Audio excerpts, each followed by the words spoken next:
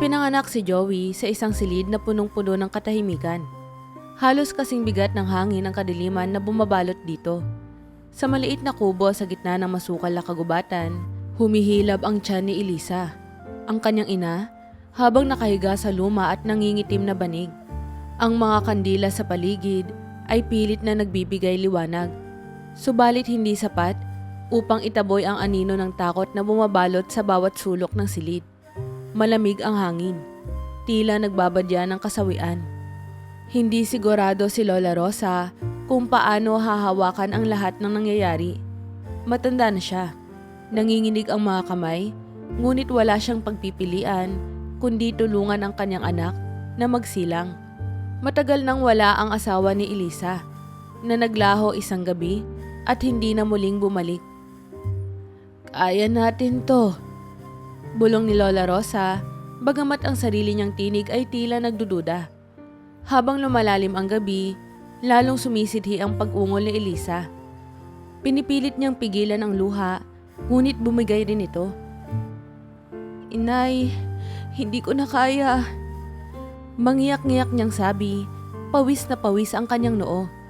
Hawak-hawak ni Lola Rosa ang kamay ng anak. "Malapit na, anak. Konting tiis na lang." Sagot ng matanda, kahit na parang naglalakad din siya sa gilid ng bangin ng takot.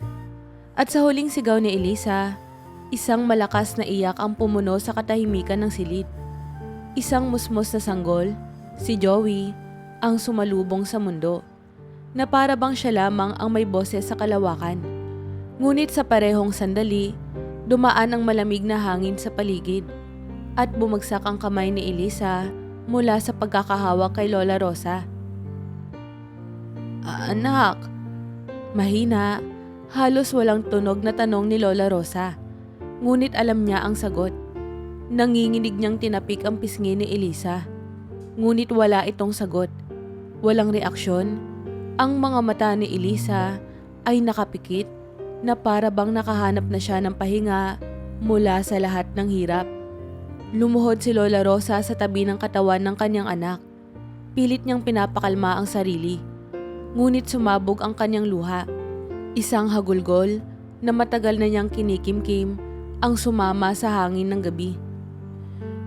"Elisa, anak," bumubulong ang matanda habang tinatapik-tapik ang malamig na kamay ni Elisa.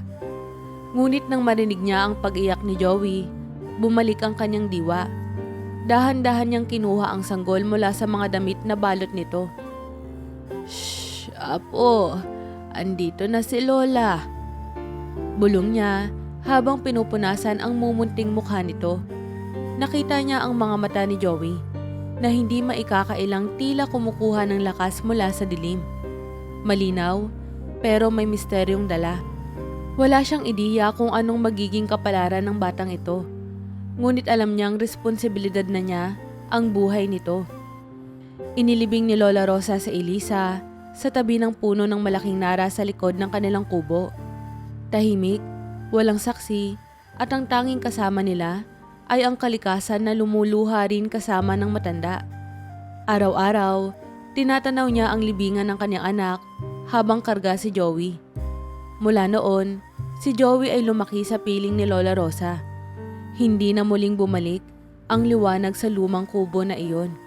Madalas nilang nararamdaman ang malamig na hangin na tila nagbabantay. Ang mga kapitbahay sa malalayong baryo ay bihirang lumapit sa kanilang lugar. Marami ang nagtataka kung bakit hindi na muling naging maaliwalas ang paligid ng kanilang tahanan. Ngunit wala ni isa ang nagtatanong ng diretso kay Lola Rosa. "Malakas ang batang ito," madalas na bulong ng matanda habang tinatanaw ang kanyang apo. Pero sa bawat galaw ni Joey, sa kanyang mata, sa kanyang katahimikan, alam niyang may misteryosong bumabalot sa batang ito na isinilang sa dilim at sinabayan ng pagkawala ng isang buhay. Sa kabila ng lahat ng pagdududa at takot na bumabalot sa paligid ng kanilang tahanan, ipinangako ni Lola Rosa sa sarili na palalakayin niyang mabuting bata si Joey. Bawat araw ay punong-puno ng sakripisyo, ngunit tinanggap niya ang hamon ng buhay ng buong puso. Wala siyang kayamanan, o marangyang pangarap para sa apo. Ngunit meron siyang pag-ibig at tiyaga na kayang tumawid sa anumang unos. Ang paglalako ng sampagita ang tanging kabuhayan ni Lola Rosa. Bago sumikat ang araw, gising na siya upang magtali ng mga bulaklak na binili mula sa mga kapitbahay na may maliit na taniman. 2 basag na timba ang kanyang ginagamit upang maayos na maitago ang mababangong bulaklak habang naglalakad sa kalsada ng bayan. Noong una, iniiwan lamang niya si Joey sa bahay habang nagtatrabaho. Ngunit habang tumatanda ang bata, lalong nagiging mahirap iwan ito ng mag-isa. Kaya, nang tumuntong si Joey sa edad na 7 taon, kaagapay na niya ito sa kanyang paglalako. "Lola, ako na po ang magdadala ng isang timba," sabi ni Joey, isang umagang malamig ang simoy ng hangin. Bitbit niya ang kasinggaan, ngunit mabangong timba ng mga sampagita na tila ipinagmamalaki niya na siya ay may silbi na rin. "Bata ka pa, Joey," pag-aalala ni Lola Rosa, ngunit nakangiti ang bata. Ang kanyang mga mata ay nagtataglay ng determinasyon. "Kaya ko po ito, Lola. Tingnan niyo po, oh." Tugon ng bata habang bitbit ang timba na halos abot na ng lupa. Magkasabay silang naglalakad sa lansangan. Naglalako ng bulaklak sa mga simbahan, sa kalsada, at minsan ay sa mga tumitigil na sasakyan sa harapan ng palengke. Malayo man ang kanilang nilalakad, walang reklamo si Joey. Kahit maliit at payat ang kanyang katawan, nakikita ni Lola Rosa ang lakas ng loob na namamana nito sa kanyang ina. "Bili na po kayo ng sampagita, swerte po to." Malakas na sigaw ni Joey, sabay kindat sa isang batang kaedad niya na namataan niyang nakatingin. Ang batang may bitbit ding paninda ay ngumiti lamang pabalik. Tila para kay Joey, ang lansangan ay isang malaking mundo na dapat niyang tuklasin. Kahit puno ng hirap at alikabok, maraming nakakakita sa kanila, lalo na sa bata. Ang ilan ay nahuhulog ang loob sa inosenteng mukha ni Joey. "Napakabait naman ng batang ito," sabi ng isang ale, habang iniaabot ang isang bungkos ng sampagita. "Anak, huwag kang matutulad sa mga batang nagiging palaboy ha. Mag-aral ka." "Salamat po ate, mag-aaral po ako, pangako." Masayang sagot ni Joey. Ngunit hindi palaging madali ang buhay. Minsan ay nagagalit ang mga driver na nilalapitan nila. Minsan ay pinapalaya sila mula sa mga lugar na iniisip nilang matutuluyan nila ng ilang sandali upang magpahinga. Ngunit kahit pa ganon, hindi sumama ang loob ni Joey. Natutuhan niyang ngumiti kahit sa harap ng pagtanggi. "Natutunan mo yan mula kay Elisa." Bulong ni Lola Rosa, minsang tinititigan ang apo habang nag-aayos ito ng paninda. "Ang matapang na puso at mabuting kalooban. Sana manatili yan sa'yo." "Mabait po ba si nanay?" tanong ni Joey, na madalang lamang mag-usisa tungkol sa kanyang ina. "Oo, napakabait kagaya mo," sagot ni Lola Rosa. Ayaw niyang iparamdam kay Joey na lumaki ito sa kakulangan. Tanging mga kwento ng kabutihan ng kanyang ina ang iniiwan ni Lola Rosa sa alaala ng bata. Pag-uwi sa kanilang bahay sa hapon, pagod ngunit puno ng kwento si Joey. "Lola, nakabenta po tayo ng maraming sampagita. Baka po bukas, mas marami pa." Nakangiti siyang tumatakbo papunta sa kanilang maliit na hapag. Simpleng kanin at asin ang kanilang hapunan. Ngunit sa mata ni Joey, ito ay sapat na. "Salamat sa Diyos," bulong ni Lola Rosa habang tinitignan ang masayang batang nagpapasalamat kahit sa konting biyaya. Nakikita niya sa bawat ngiti ng kanyang apo ang pag-asa na matagal na niyang hindi nararamdaman mula noong pumanaw si Elisa. Habang lumilipas ang mga araw, lalong nagiging malapit ang loob ni Joey sa kanyang lola. Sa kanyang murang edad, naiintindihan na niya ang hirap ng buhay, ngunit hindi siya kailanman nagreklamo. Laging may nakahanda siyang ngiti para kay Lola Rosa at para sa bawat taong nakikilala niya sa lansangan. Ngunit sa kabila ng kanilang payapang mundo, unti-unting may gumagapang na takot kay Lola Rosa. Sa tuwing tinititigan niya si Joey, lalo na sa mga mata nito, na tila nagtataglay ng malalim na lihim, hindi niya maiwasang makaramdam ng kaba. Para bang may tinatago ang mundo para sa batang ito na hindi pa niya kayang harapin. Sa kabila ng hirap ng buhay, pursigido si Joey na pumasok sa paaralan. Walang sapatos na maayos, luma at punit-punit ang uniform, at ang bag niya ay pinagtagpi-tagping tela na gawa ni Lola Rosa. Ngunit hindi iyon naging hadlang upang makapag-aral siya. Sa bawat hakbang niya papunta sa eskwelahan, ramdam niya ang mga matang nakatingin sa kanya. Minsan ay may pag-aawa, pero madalas ay may pangungutya. "Joey, butas na naman ang sapatos mo!" Sigaw ng isang batang lalaki sa kanilang silid-aralan habang nagtatawanan ang kanyang mga kalaro. Hindi na niya ininda ang pangungutya. Bagkus ay napangiti lamang siya ng tipid.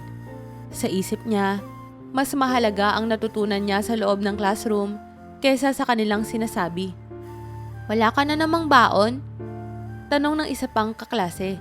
Sabay lapit sa kanyang kinauupuan habang nagpapakita ng candy at tinapay. "Tingnan mo to, baka gusto mo." "Salamat, pero busog pa ako," sagot ni Joey ng mahinahon.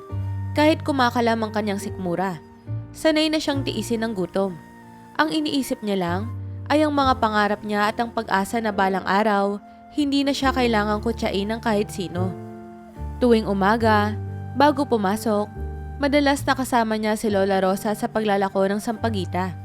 Matapos ang ilang oras ng paglalakad at pagtitinda, dali-dali siyang babalik sa bahay. Isusuot ang kanyang gusgusong uniform at tatakbo papunta sa paaralan. Dala ang kanyang mumunting kwaderno at lapis na halos pudpud na. "Joey, wag kang tatamarin ha. Mag-aral ka ng mabuti."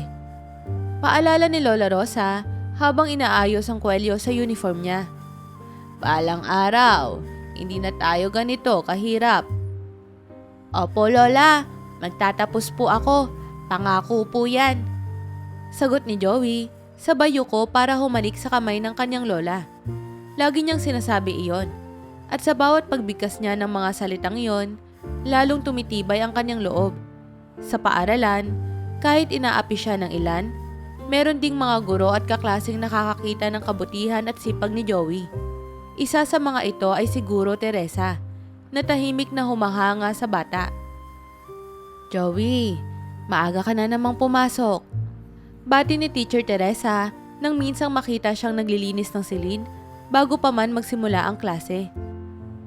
"Opo ma'am, para po malinis na agad pagdating ng mga kaklase ko," sagot ni Joey habang bitbit ang basahan.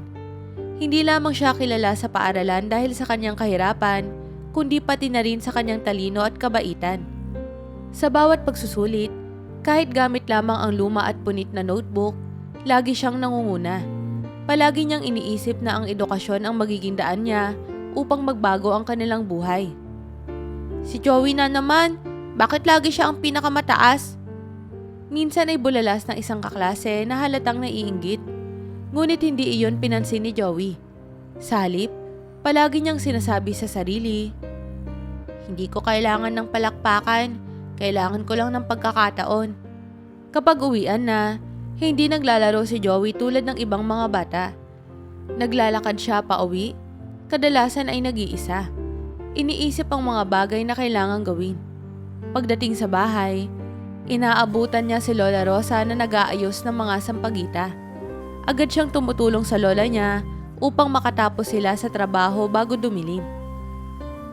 "Pagod ka ba, apo?" tanong ni Lola Rosa, minsang mapansin ang namumutlang mukha ng bata. "Hindi po Lola, masaya po akong tumulong," sagot ni Joey. Pilit na itinatago ang kanyang pagod. Para kay Joey, walang mahirap na bagay basta may dahilan siyang kumapit. Sa gabi, habang tahimik ang paligid at tanging huni ng kuliglig ang maririnig, nakaupo si Joey sa sahig. Nag-aaral gamit ang dim na ilaw mula sa lumang lampara. Tinatalakay niya ang kanyang mga aralin, sinusulat ang mga sagot sa kanyang kwaderno, at muling inuulit sa sarili ang kanyang pangako. "Mag-aaral ako ng mabuti, Lola. Balang araw, hindi na tayo magugutom." Habang nakatingin si Lola Rosa sa kanyang apo mula sa gilid, hindi niya maiwasang mapaluha. Alam niyang mahirap ang dinaranas ni Joey. Ngunit ang tapang ng loob at ang determinasyon ng bata ang nagbibigay sa kanya ng pag-asa. Salamat, Diyos ko, sa batang ito. Naway gabayan niyo siya palagi.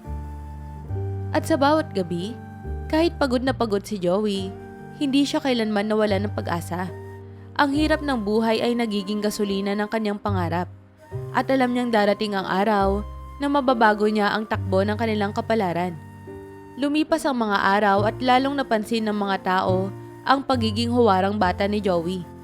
Pinagsasabay niya ang kanyang pag-aaral at ang pagtulong sa kanyang Lola Rosa sa paglalako ng mga sampagita. Sa kabila ng pagod at hirap na dinaranas nila araw-araw, hindi kailanman nawawala sa kanya ang kasipagan at paggalang. Kahit bata pa lamang siya, para siyang matandang may malalim na pangunawa sa mundo. Bago pa man magbukang liwayway, kasama na ni Joey si Lola Rosa sa kanilang maliit na lamesa. Inaayos ang mga tali ng sampagita. Alam ni Joey ang bawat galaw, mula sa pagpili ng magagandang bulaklak hanggang sa maayos sa pagkakatali ng mga ito. Walang reklamo, walang pag-aalinlangan. Para sa kanya, bahagi ito ng kanyang buhay at obligasyon. Lola, tapos na po ang 10 tali. Ano na po ang susunod? Tanong niya minsan, hawak-hawak ang maliit na panyo na pinupunasan ng pawis sa noo. Magpahinga ka muna, Joey. Mahaba pa ang araw natin. Sagot ni Lola Rosa, ngunit makikita sa kanyang mata ang pagkamangha sa tiyaga ng kanyang apo. Sa kanilang paglalakad papuntang bayan, lagi siyang napapadaan sa simbahan. Isang araw, huminto si Joey sa may pintuan at tahimik na tumingin sa loob. Naakit siya ng kalmadong liwanag ng altar at ang maririnig na bulong ng dasal mula sa iilang taong naroon. Lola, pwede po ba tayong pumasok sandali? Tanong ni Joey, tinuturo ang loob ng simbahan. Siyempre naman, apo. Makapagdasal muna tayo bago maglako. Sagot ni Lola Rosa, hinila niya ang kamay ng bata at tahimik silang pumasok. Mula noon, tuwing napapadaan sila sa simbahan, lagi silang humihinto. Sa kabila ng kanilang pagod, sinasandalan nila ang lugar na iyon upang humiling ng lakas at gabay. Natutunan ni Joey ang magdasal, hindi lang para sa kanilang sarili, kundi pati na rin para sa ibang tao. Panginoon, bulong ni Joey isang hapon, nakaluhod sa harap ng altar habang si Lola Rosa ay nasa likuran niya. Salamat po sa araw na ito. Patawad po kung minsan nagkakamali ako. Sana po, bigyan niyo pa po ako ng lakas para matulungan si Lola at makapag-aral ako ng mabuti. At sana po, huwag niyo kaming pababayaan. Tahimik lamang si Lola Rosa. Pinagmamasdan ng apo habang nagdarasal. Hindi niya maiwasang mapaluwa habang nakikita si Joey. Sa murang edad nito, natutunan na niyang tumawag sa Diyos at isuko ang lahat ng pagod at hirap sa kanya. Pagkatapos nilang magdasal, palaging may kakaibang sigla si Joey. Parang binibigyan siya ng bagong lakas upang harapin ang araw. Sa kanilang paglalako, laging may ngiti ang bata. Bili na po kayo ng sampagita, swerte po sa bahay. Sigaw niya sa mga dumadaan. Ang mga tao, minsan ay humihinto, hindi lang dahil sa kanilang paninda, kundi dahil sa tuwa nilang makita ang kabutihan sa batang si Joey.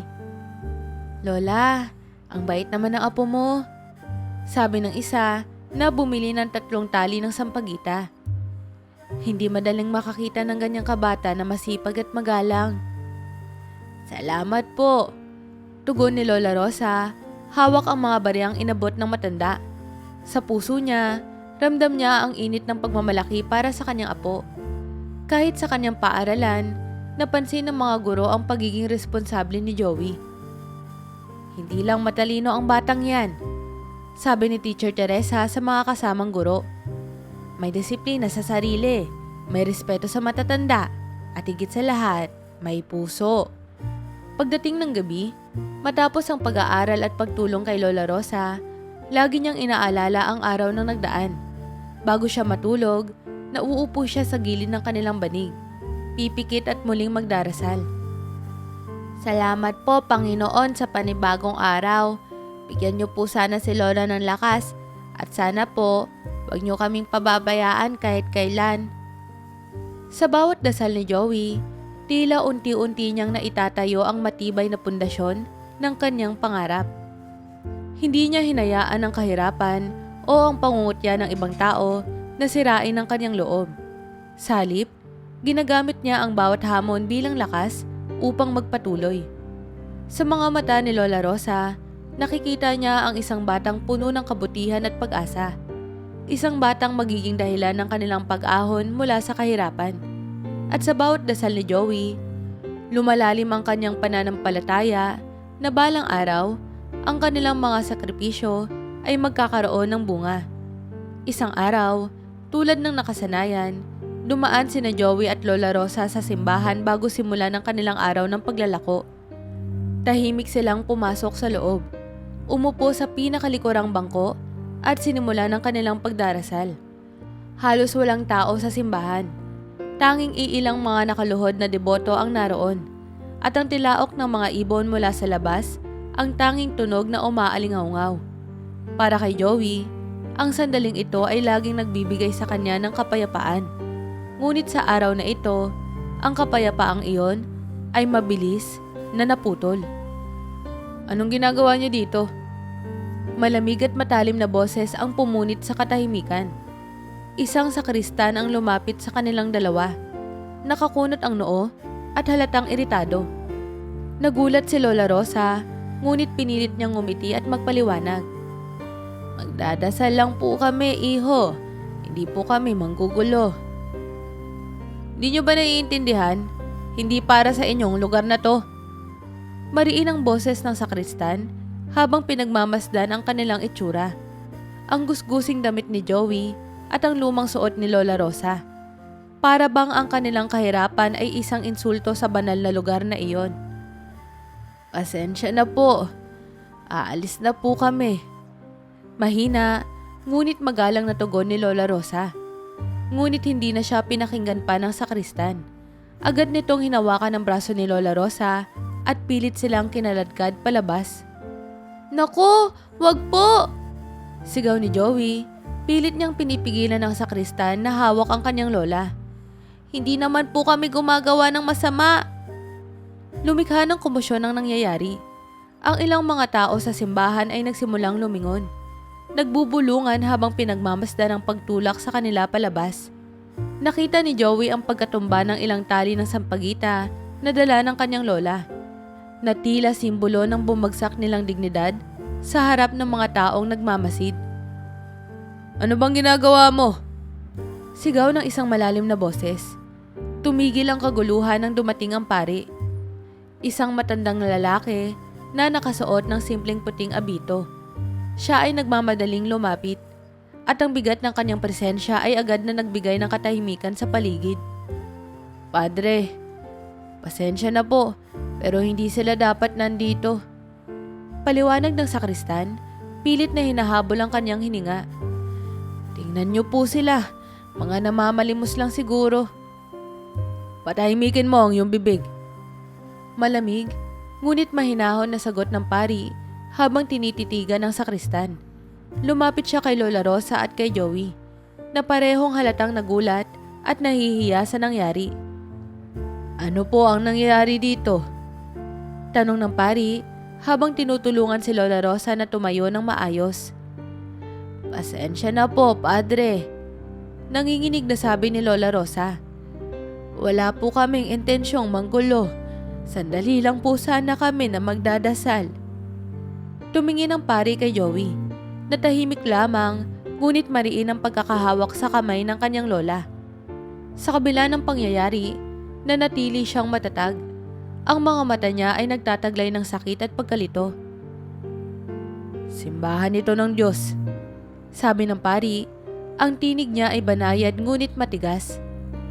Walang sino man ang may karapatang itaboy ang mga taong gustong manalangin dito, kahit sino pa sila. Namula ang sakristan sa kahihiyan. Sabay yuko. Pasensya na po, Padre. Bulong niya. Hindi sa akin ka humingi ng tawad. Sagot ng pari. Kundi sa kanila. Dahan-dahang lumapit ang sakristan kay Lola Rosa at Joey. Pasensya na po. Mahina nitong sabi, wala siyang magawa kundi sundin ang utos ng pari. Salamat po. Sagot ni Lola Rosa, mahinang ngiti, ang pilit niyang ibinigay. Lumuhod ang pari sa harap ni na Joey at Lola Rosa at tiningnan ng diretso si Joey. Ano ang pangalan mo, iho? Joey po. Sagot niya ng mahina. Nang marinig ng pari ang pangalan ni Joey, tila nanigas siya sa kinatatayuan. Nawala ang kaninang mahinhin at maamong ekspresyon ng kanyang mukha at napalitan ng tila pagkagulat o pagkabigla. Tinitigan niya ng mabuti si Joey, para bang may hinahanap sa bawat linya ng kanyang inosenteng mukha. Ramdam ni Joey ang kakaibang tingin ng pare. Hindi ito katulad ng mga naunang tingin na puno ng awa o panghuhusga. Ito ay isang tingin na tila may pinagmulan. Isang alaala na biglang bumalik at tumama ng malakas. Joey. Ulit ng pari, halos pabulong. Ano ang pangalan ng lola mo, iho? Nagkatinginan sina Joey at Lola Rosa. Parehong nagtataka sa pagbabago ng tono ng pare. Rosa po. Sagot ni Lola Rosa, mahina at may halong pag-aalinlangan. Biglang natulala ang pare. Nanatili siyang nakatayo sa harap nila. Nakatingin sa kawalan na para bang may isang piraso ng nakaraan na biglang bumalik sa kanyang harapan. Hindi niya maalis ang tingin kay Lola Rosa. Ngunit ang kanyang isipan ay tila naligaw kung saan. Nanginginig ang kanyang mga labi, ngunit wala siyang masabi. Tahimik lamang si Joey. Hawak ang kamay ng kanyang lola, naguguluhan sa nagbabagong ekspresyon ng pare. Padre. Mahina at puno ng pag-aalala ang boses ni Lola Rosa. Ngunit hindi sumagot ang pari. Nanatili lamang siyang nakatayo, nakatitig, habang ang katahimikan ng simbahan ay lalong bumigat. Tila nagpapahiwatig ng isang lihim na matagal nang nakakubli. Anak kita. Ang mga salitang binitawan ng pari ay umalingaw-ngaw sa buong simbahan, na parang dagundong na pumunit sa katahimikan. Lahat ng naroon, ang mga nakaluhod na deboto, ang sakristan, at pati si Lola Rosa ay napatingin sa pari na tila hindi makapaniwala sa kanyang sinabi. Si Joey, na tahimik lamang na nakatayo sa harapan niya, ay natigilan. Hindi niya agad naintindihan ang ibig sabihin ng mga salitang iyon. Padre, ano po ang sinasabi ninyo? Tanong ni Joey, ang inosenteng boses niya ay nanginginig. Lumuhod ang pari sa harap ng bata. Halos bumagsak ang kanyang mabigat na katawan sa sahig. Ang mga mata niya ay puno ng luhang pilit niyang pinipigilang bumagsak. Ikaw ang anak ko. Ulit niya, ngunit ngayon ay mas mahina, mas puno ng sakit. Padre, ano po ang pinagsasabi ninyo? Bulalas ni Lola Rosa, hawak ang braso ni Joey at pinoprotektahan ito sa kung anumang nangyayari. Nanginginig ang kanyang tinig habang ang kanyang mga mata ay nakatitig sa pari na para bang may biglang bumabalik na alaala sa kanyang isipan. Hindi agad sumagot ang pare. Huminga siya ng malalim, pilit na inaayos ang kanyang sarili. Ngunit malinaw na bumigay na siya sa bigat ng damdaming matagal niyang kinikimkim. Tinitigan niya si Lola Rosa na parang humihingi ng tawad. Ikaw pala. Bulong ng pari, tila hindi pa rin makapaniwala. Ikaw ang nagpalaki sa kanya. Ikaw ang nagdala sa kanya dito. Wala kayong karapatang sambitin yan. Madiing sagot ni Lola Rosa, naglalaban ng galit at takot sa kanyang boses. Matagal nang tapos ang lahat. Ngunit si Joey, na tahimik lamang at nakatingin sa dalawa, ay hindi na nakapagtimpi. Lola, ano pong nangyayari? Ano pong ibig sabihin ng padre? Nanginginig ang kanyang boses, puno ng kalituhan at takot sa mga hindi niya maintindihang mga bagay na biglang lumabas. Muling tumulo ang luha ng pari. Joey, hindi ko na kayang itago to. Matagal na kitang hinahanap. Ikaw ang bunga ng pagkakamaling aking itinago. Hindi kita ipinaglaban noon. At ngayon, nandito ka sa harapan ko. Anak kita, Joey. Halos huminto ang oras sa simbahan. Ang mga tao ay nagbubulungan. Ang ilan ay halos hindi makagalaw sa kanilang kinauupuan. Isang punong pari, isang taong pinakakilala bilang banal at malinis sa paningin ng lahat, ay may anak pala. At ang batang iyon ay nasa harapan niya. Duguan ng mga paa sa hirap ng buhay, kasama ang kanyang lola na nagpalaki sa kanya. Tahimik si Joey. Hindi alam kung ano ang sasabihin. Ang kanyang utak ay naguguluhan. Ang kanyang puso ay naguguluhan. Nararamdaman niya ang mahigpit na pagkakahawak ni Lola Rosa sa kanyang braso, na para bang sinasabi nito na huwag siyang matakot. Lola, totoo po ba to? Tanong ni Joey sa pinakamahinang boses niya. Hindi agad makasagot si Lola Rosa. Ngunit ang kanyang mga mata, na puno ng lungkot, ay nagsasabing alam niya ang katotohanan. Sa loob ng maraming taon, dinala niya ang lihim na ito upang protektahan si Joey mula sa isang realidad na hindi niya alam kung kailan dapat malaman ng bata. At ngayon, unti-unti na itong lumalabas. Hindi niya alam kung paano buburahin ang sakit na nag-ugat mula sa isang araw na tila muling bumalik upang gulantangin sila. Noong nasa edad 17 sina Elisa at Miguel, nagtagpo ang kanilang mga landas sa isang maliit na bayan kung saan lumaki si Miguel. Si Elisa, na nooy isang masayahing dalaga, ay kilala sa kanilang lugar dahil sa kanyang mabuting puso at masiglang personalidad. Samantalang si Miguel, tahimik at seryosong kabataan, ay palaging puno ng pangarap.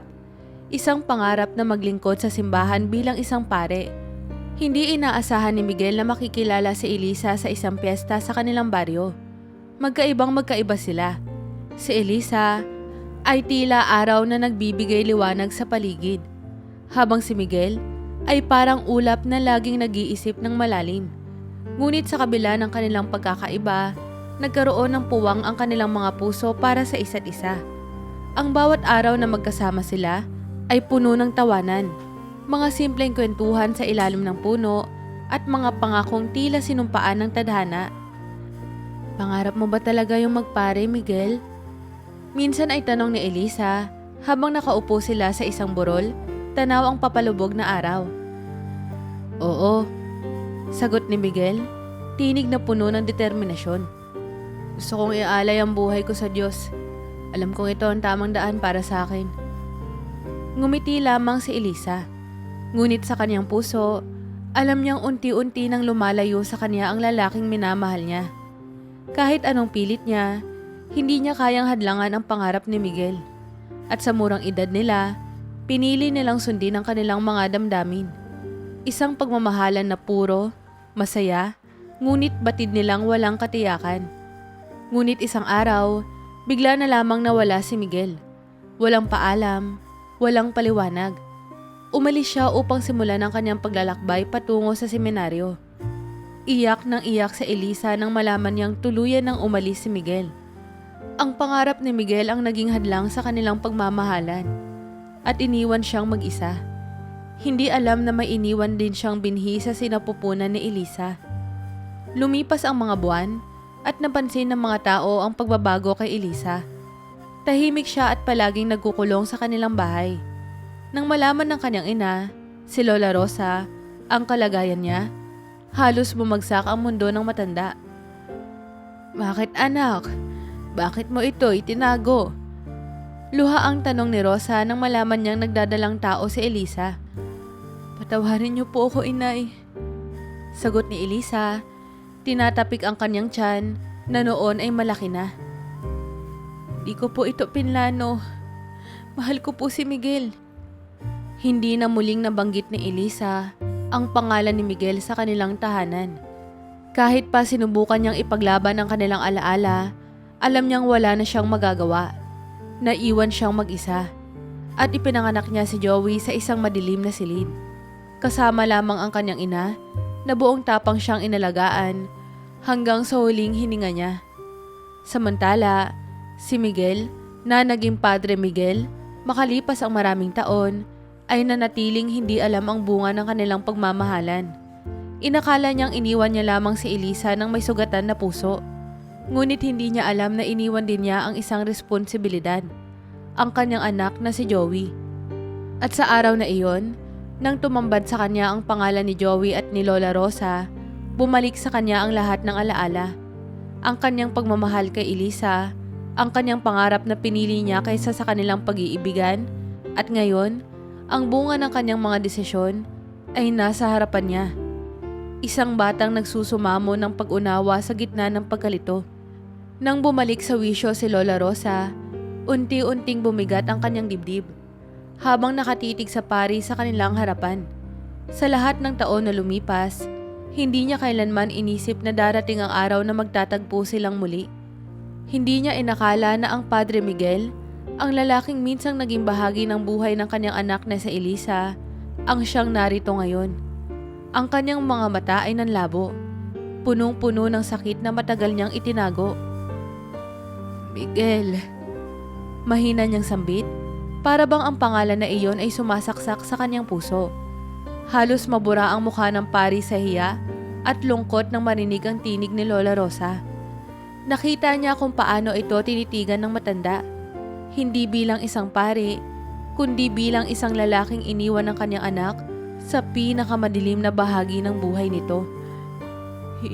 Hindi ko alam. Bulong ni Padre Miguel, nanginginig ang boses niya. Pilit na iniintindi ang bigat ng kanyang kasalanan. Tila bumagsak sa kanya ang lahat ng realidad sa sandaling iyon. Ang kanyang pagiging ama, ang kanyang mga kasalanan kay Elisa, at ang sugat na iniwan niya sa pamilya nito. Ano pa bang silbi ng mga paliwanag mo? Matalim ngunit nanginginig na sabi ni Lola Rosa. Pinipigilan ang luha na gustong pumatak mula sa kanyang mga mata. Nasaan ka noong kailangan ka ng anak ko? Nasaan ka noong ipinagbubuntis niya ang batang ito? Nasaan ka noong nag-iisa siyang naghihirap? Miguel! Hindi nakasagot ang pari. Yumuko siya, ramdam ang bigat ng bawat salita ni Lola Rosa na parang punyal na tumatama sa kanyang puso. Napakapit si Joey sa kamay ng kanyang lola. Tahimik at naguguluhan. Ngunit nararamdaman niyang may namumuong galit sa dibdib nito. Hindi niya pa man lubos na naiintindihan ng lahat. Alam niya ang lalaking nasa harapan nila ay naging dahilan ng paghihirap ng kanyang ina. Ang ina na ni minsan ay hindi niya nakilala. Hindi kita kailanman nakita, Padre Miguel. Patuloy ni Lola Rosa, pilit na itinataas ang kanyang tinig sa kabila ng panginginig. Hindi ko alam ang itsura mo. At hindi ko man lang nasabi sa iyo kung gaano kahirap ang pinagdaanan ng anak ko dahil sa iniwan mong pangarap na sinasabing banal. Ang pangarap mong yan ang naging sumpa para sa amin. Nanatiling nakayuko si Padre Miguel. Ang kanyang mga mata ay tuluyang pinuno ng luha. Hindi ko alam, Lola Rosa. Hindi ko alam na nabuntis si Elisa. Iniwan ko siya dahil akala ko yun ang tama. Pinili ko ang Diyos. Ngunit ngayon, nauunawaan ko ang kasalanan ko sa Kanya. Pati na rin sa inyo. Pinili mo ang Diyos. Humalakhak si Lola Rosa. Ngunit ito ay puno ng pait. Kung talagang pinili mo siya, bakit ka nag-iwan ng sugat sa puso ng isang taong nagmahal sa iyo? Nasaan ang iyong dangal, Miguel? Nasaan ang iyong pananagutan? Hindi makagalaw si Padre Miguel. Lalo siyang napayuko. Kasabay ng pagtulo ng kanyang mga luha na matagal na niyang pinipigilan. Tahimik lamang si Joey. Ngunit sa kanyang puso ay may namumuong katanungan. Bakit mo kami iniwan? Bakit hindi mo ako nakilala kahit kailan? Sa bawat segundo ng kanilang pagkakatitig, ang simbahan na minsan ay naging santuario para kay Joey at Lola Rosa ay tila naging lugar ng muling pagbalik sa sakit ng nakaraan. Sa harap nila ay isang lalaking tumayo bilang banal Ngunit ngayon, siya rin ang bumuwag sa katahimikan ng kanilang buhay. Tumayo si Lola Rosa, hawak ang kamay ni Joey. "Halika na, apo," sabi niya, mahina ngunit matigas. "Wala na tayong dapat pang marinig dito." "Lola Rosa, Joey," tawag ni Padre Miguel, ngunit hindi na sila lumingon pa. Ang kanyang mga salita ay naglaho sa malamlam na liwanag ng simbahan, kasama ang lahat ng pait at panghihinayang na kanyang iniwan. Sa paglabas ni Lola Rosa at Joey ng simbahan, kasabay ng pagpatak ng kanilang mga luha, parang bumigat ang hangin sa paligid. Sa kanilang likuran ay naiwan si Padre Miguel, nakaluhod sa harap ng altar, nag-iisa at tuluyang bumigay sa bigat ng kasalanan na matagal niyang kinalimutan, ngunit ngayon ay bumalik para maningil. Pagkatapos ng matinding revelasyon sa loob ng simbahan, hindi na muling naging tahimik ang puso ni Padre Miguel. Ang mga salitang binitawan niya kay Joey, ang "anak kita," ay parang mabigat na tanikala na bumabalot sa kanyang puso. Sa bawat araw na lumilipas, paulit-ulit niyang naiisip ang mukha ni Joey. Ang batang kanyang iniwan nang hindi niya alam at ang masakit na mga salita ni Lola Rosa na tumama ng diretsyo sa kanyang kaluluwa. Hindi na rin siya makapagdasal ng tulad ng dati. Sa tuwing lumuluhod siya sa harap ng altar, parang hindi niya maramdaman ang dating kapayapaan na ibinibigay ng kanyang pananampalataya. Ang mga tawag na dati niyang itinuturing na banal ay unti-unting nalulunod sa kanyang konsensya. Ang bawat oras sa loob ng simbahan ay nagiging pagpapaalala ng kanyang naging kasalanan. Hindi lamang kay Elisa, kundi sa batang si Joey na lumaki ng walang ama, at sa pamilyang iniwan niya sa dilim ng kanyang mga desisyon. Matagal siyang nagmuni-muni. Hindi madali ang desisyon na iniisip niya. Ngunit alam niyang hindi na niya kayang ipagpatuloy ang kanyang tungkulin bilang isang pari nang hindi niya hinaharap ang mga kasalanang iyon. Isang gabi, tinipon ni Padre Miguel ang kanyang mga kasamang pari at ang punong obispo upang ipahayag ang kanyang desisyon. "Padre Miguel, sigurado ka ba sa gusto mong mangyari?" Tanong ng obispo. Ang tinig ay puno ng pagtataka at pag-aalala. "Opo, obispo," sagot niya ng mariin, ngunit may lungkot sa tinig. "Nang tinanggap ko ang buhay ng pagpapare, inisip ko na ang tanging paglilingkod sa Diyos ang aking magiging daan. Ngunit paano ko magagampanan yun kung may iniwan akong sugat at kasalanan sa mundong ito na hindi ko pa nahaharap? Alam ko pong ito ang tamang gawin. Kailangan kong bumaba bilang pare." Nagkaroon ng katahimikan sa silid. Alam ng lahat na hindi madaling bitawan ng isang buhay na matagal mong pinili. Ngunit ramdam din nila ang desisyon ni Padre Miguel ay nagmula sa tunay na pagsisisi at pagnanais na itama ang kanyang pagkakamali. Nang sumunod na araw, nagimbal ang buong parokya nang ipahayag ni Padre Miguel ang kanyang pagbibitiw. Maraming nagtanong, marami ang nagalit, at ang ilan ay hindi makapaniwala na ang kanilang respetadong pari ay biglang lilisanin ng kanyang tungkulin. Ngunit hindi nagpaapekto si Miguel sa mga usap-usapan. Tahimik niyang tinanggap ang bawat batikos dahil alam niya na ito ang nararapat. Bumalik siya sa lugar kung saan nag-ugat ang lahat, sa maliit na baryong kinalakihan niya at kung saan nakilala si Elisa. Sa bawat hakbang niya, pakiramdam ni Miguel ay unti-unti siyang bumabalik sa realidad na matagal niyang iniwasan. Hindi naging madali ang pagharap ni Miguel kay Joey at Lola Rosa. Alam niyang wala siyang inaasahang kapatawaran, ngunit nanaig sa kanya ang pangarap na maitama, kahit papaano, ang mga pagkakamaling nagawa niya. Pinili niyang harapin ang mga sugat ng nakaraan na matagal niyang kinalimutan.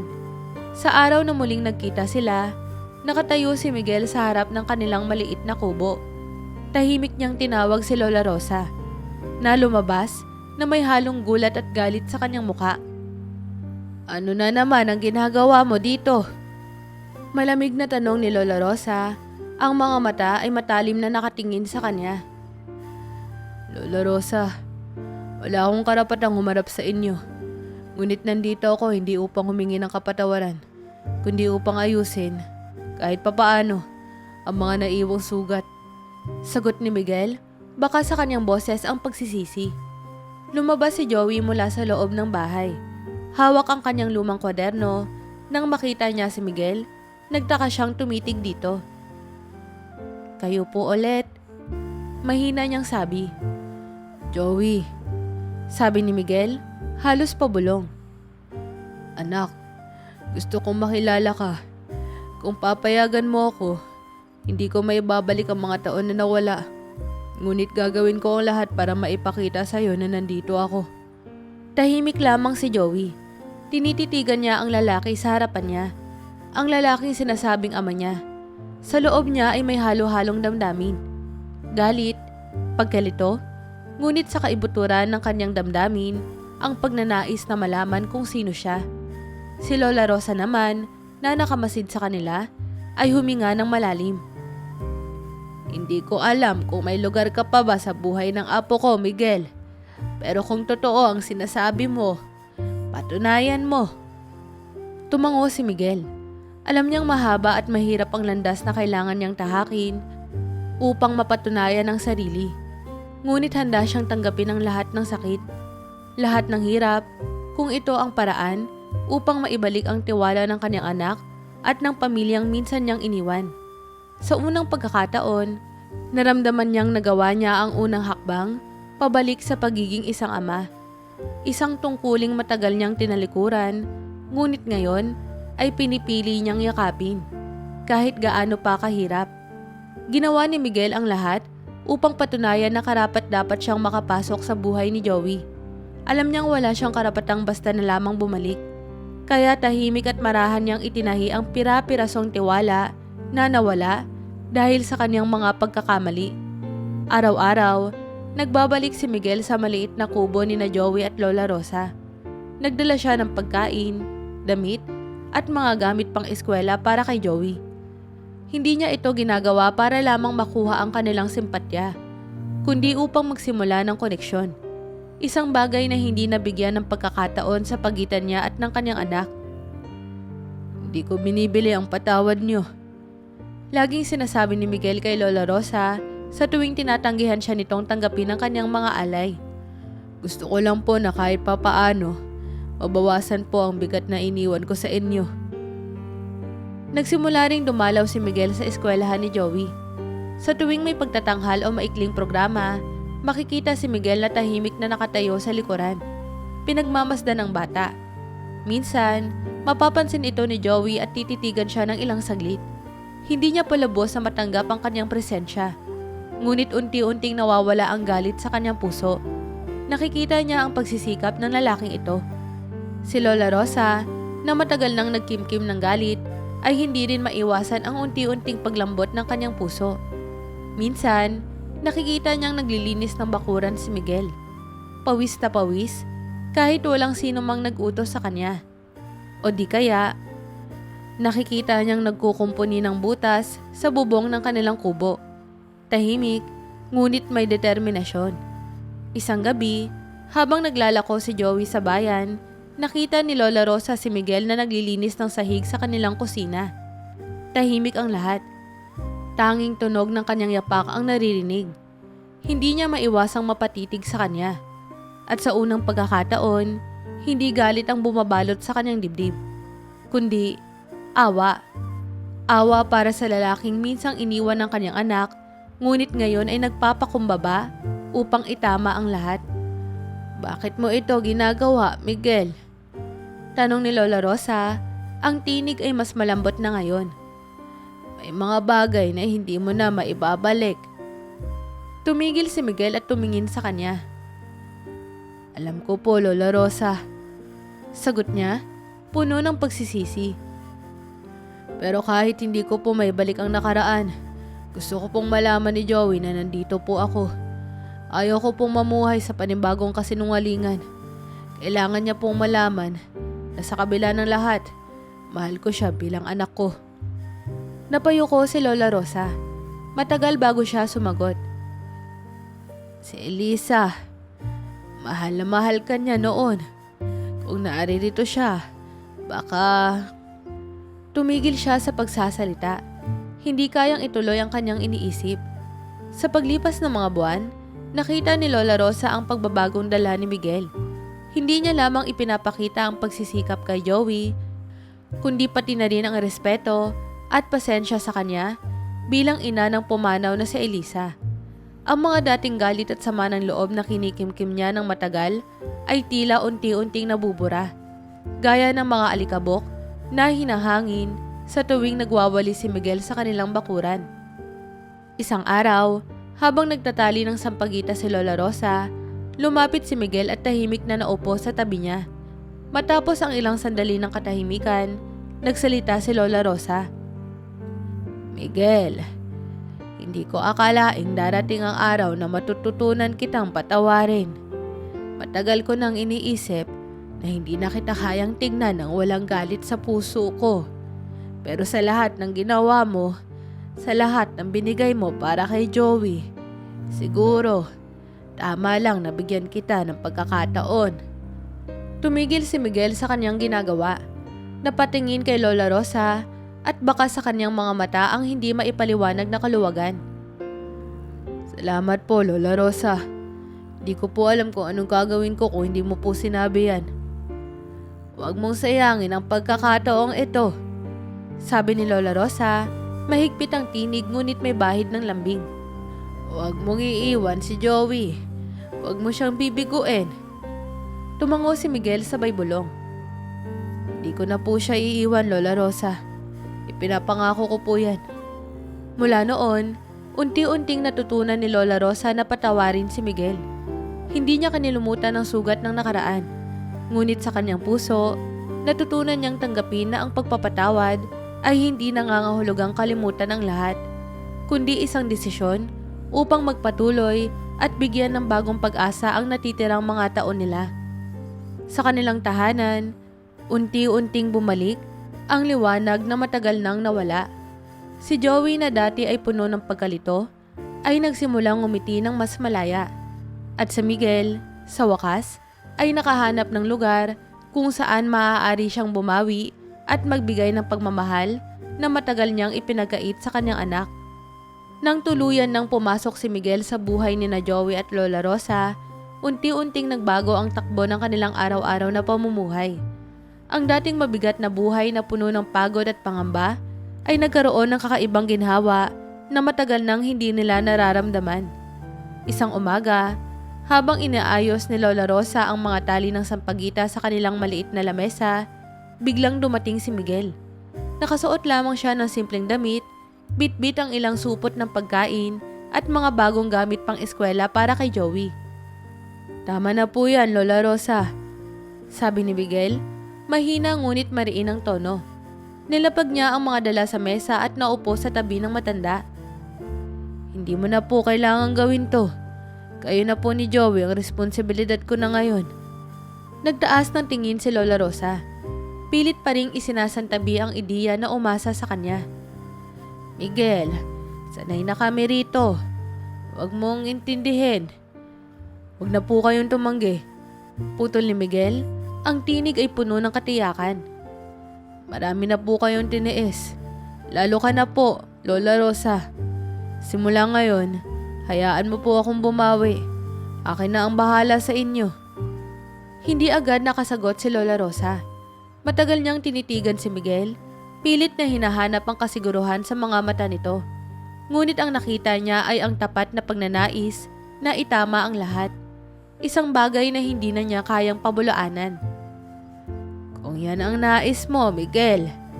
Sagot ni Lola Rosa sa wakas. Ang tinig ay malambot at puno ng pagod na pag-amin. Pero tandaan mo, hindi ito tungkol sa pagbabayad. Ang mahalaga sa akin, nandito ka para kay Joey. Tumango si Miguel. Opo, Lola Rosa. Wala naman pong makakapagbabago dun. Mula noon, hindi na muling naglako ng sampagita sina Lola Rosa at Joey. Sa unang pagkakataon, sa maraming taon, naranasan nilang bumangon sa umaga nang hindi iniisip kung paano makakaabot ang maliit nilang kita sa pang-araw-araw na pangangailangan. Si Joey, na dati ay sabay nag-aaral at naglalako, ay nakapag-focus na sa kanyang pag-aaral. Makikita sa kanyang mga mata ang bagong sigla at pag-asa sa buhay.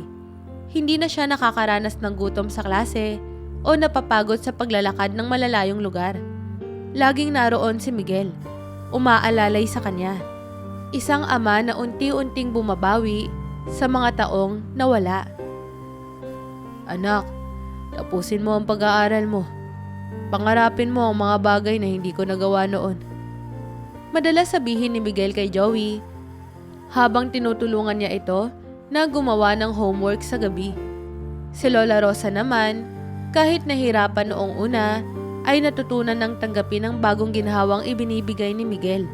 Sa tuwing nakikita niyang masaya si Joey at nagtatagumpay sa eskwela, alam niyang tama ang desisyon niya na patawarin si Miguel.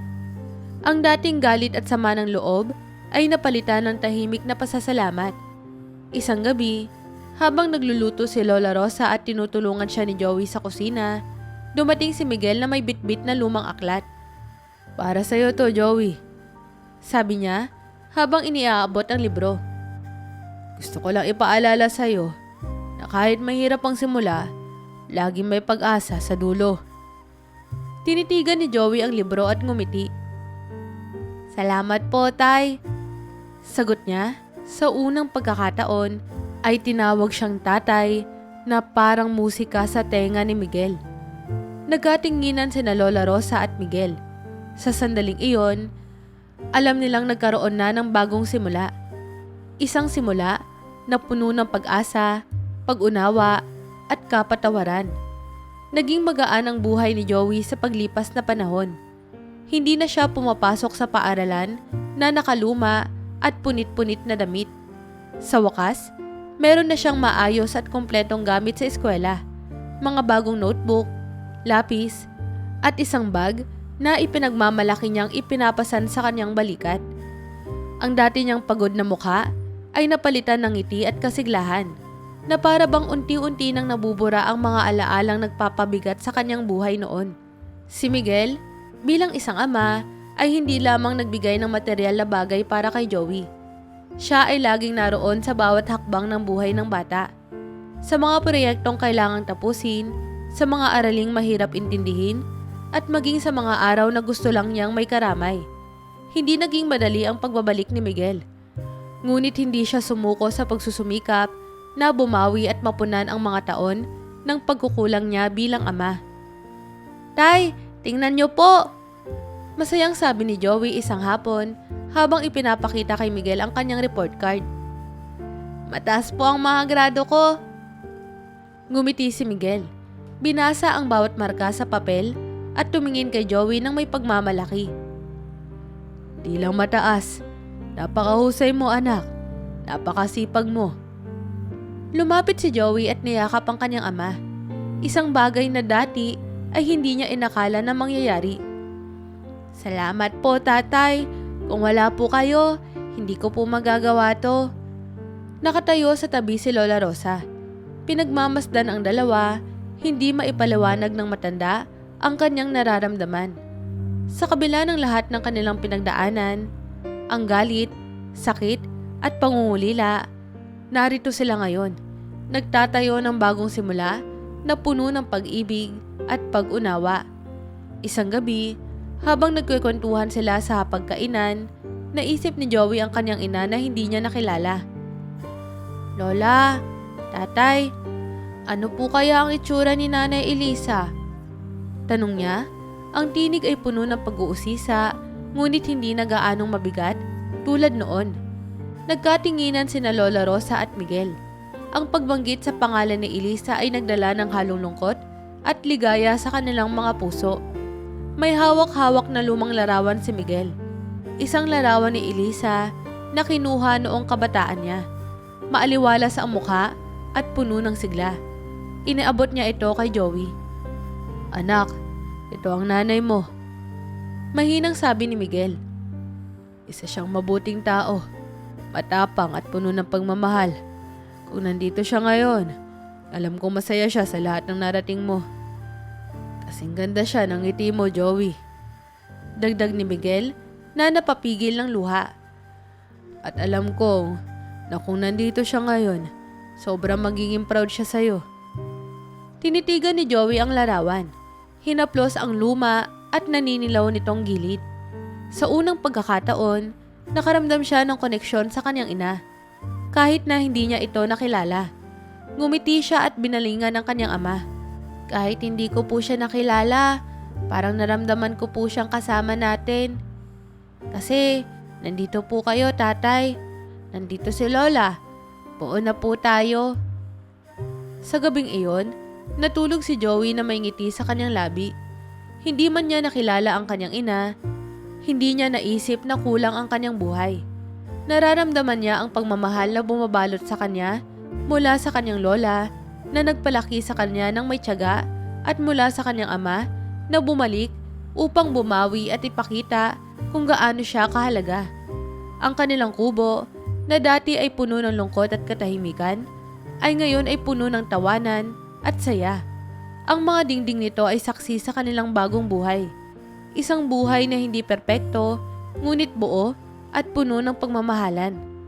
Sa kaibuturan ng kanilang puso, alam nilang ang mahal na si Elisa ay naroon. Nakatingin sa kanila mula sa kabila ng langit, masaya at payapa. Dahil sa wakas, ang iniwan niyang pamilya ay natagpuan na ang liwanag at pagmamahal na matagal nilang hinanap.